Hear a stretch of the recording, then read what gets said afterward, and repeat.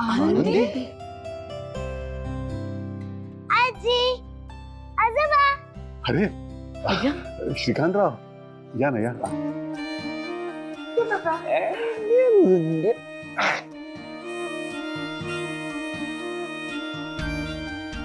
अरे हे काय केलंस बाबा तू एवढी पावडर का लावलीयस तुला मेकअप लावायला आवडतो ना तसंच ती लावलाय आता मेकअप. छान आहे ना.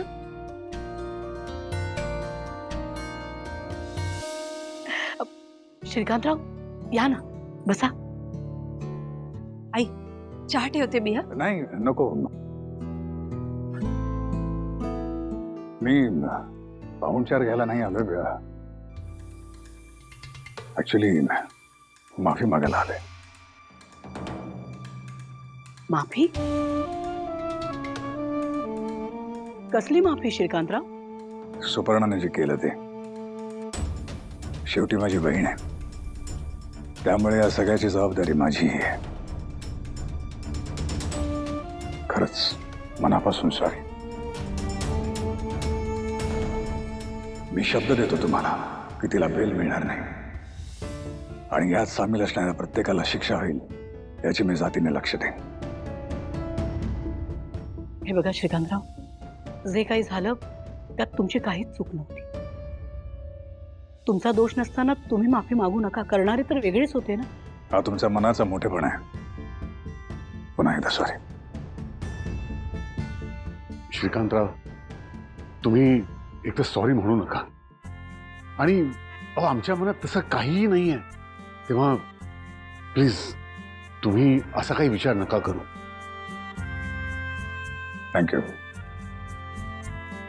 येतो मी. आनंदी हे आनंदी. अय्या कुठे गेली? परसदारी गेलेत बहुतेक.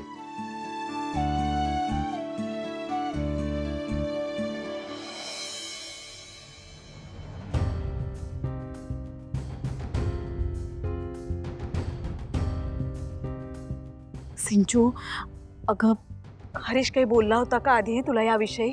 तो डिलिव्हरी बॉयचं काम करतो या पलीकडे त्याने मला काहीच सांगितलं नव्हतं. काय ग ए सिंचना 2000 वेळा तुला सांगितलं होतं त्या मुलाशी तू लग्न करू नकोस.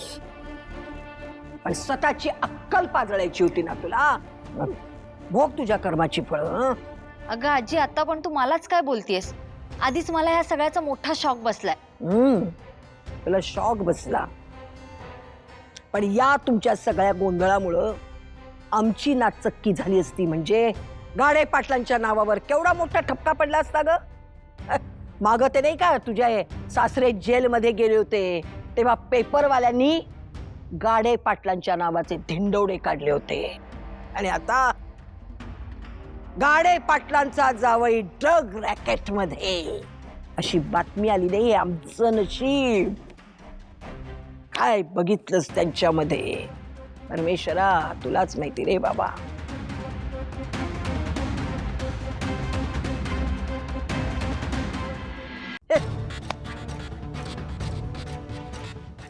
रेणुका विचारायचं विसरलं. इकडे नाही मला एक सांग.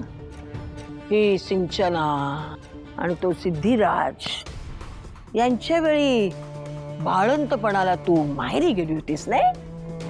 अगं बोल ना माहेरी गेली होतीस का? हो है ना? मग बाई ग तुझ्या त्या माहेरच्यानी तुला काय खायला घातलं होतं ग त्यावेळी?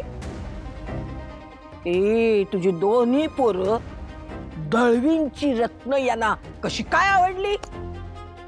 म्हणजे आपण स्थळ बघितलेली नसताना सुद्धा हे जाऊन जाऊन जाऊन जाऊन वळमाळा घालतायत त्यांना. काय अगं आई तू रेणुकाला कशाला बोलतेस? आपली दोन्ही मुलं मूर्ख निघाली त्यात तिची काय चूक आहे? अरे वा संपत. MLA साहेब वा बायकोची बाजू घ्यायला लागलाय. हो ह्या घरच्या सदस्यांना आपल्या जोडीदाराच्या चुकाच कशा काही समजत नाहीत. कोण जाणे. ए सिंचना, आता तरी अक्कल आली ना तुला? तुझ्या त्या दळवी कुटुंबामुळं गाडे पाटील घराण्याची वाताहत होत चालले दिवसेंदिवस. हे बघ सिंचना, तू आता त्या घरात परत जाऊ नकोस. अगं आता कुठे आपली राजकारणात नीट घडी बसायला लागली आहे. हे असल्या कुठल्या तरी प्रकरणात आपलं नाव गोवलं गेलेलं पक्षासाठी फार वाईट ठरेल. जाऊ दे संपत, तिला काही सांगायची आता गरज नाही. जे काही करायचं आहे ना ते आपल्यालाच करायला हवं. म्हणजे नक्की काय करणार आहात तुम्ही?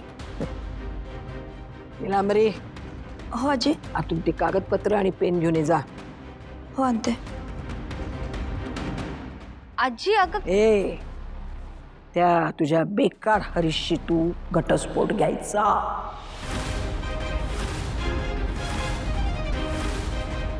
आणि दळवींच्या अख्ख्या कुटुंबाशी सगळे संबंध तुझे संपले पाहिजे, समजलं?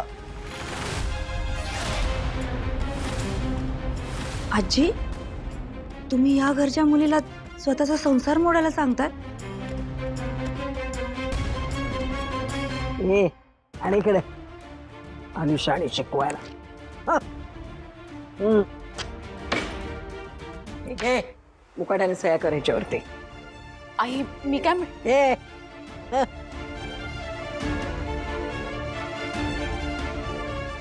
माझं म्हणणं होतं की आपण बोलूया ना दळवींशी या बाबतीत काहीतरी. हा बरोबर आहे आईचं. हवं तर मी बोलतो हरीशी. आजी बोललास, सुरू बोललास तू. अरे तुझ्या बोलण्यामध्ये जर इतकी पॉवर असते ना तर सिद्धिराज इतकं बोललास त्याचं मन परिवर्तन झालं असतं. झालं काय? याच्यावरती सह्या करायच्या, तिकडं घरी जायचं, तुझ्या त्या बेकार नवऱ्याच्या सह्या घ्यायच्या आणि मग इकडे यायचं. त्याच्या सह्या घेतल्याशिवाय इकडे यायचं पण नाही, कळलं?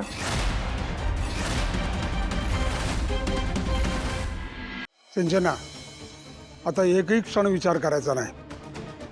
आई म्हणते त्याप्रमाणे सही कर. पप्पा पण सही कर. पळून जाऊन लग्न केलंस, त्याचे परिणाम भोगलेस ना. का बाप सांगतोय ते ऐक. सही कर.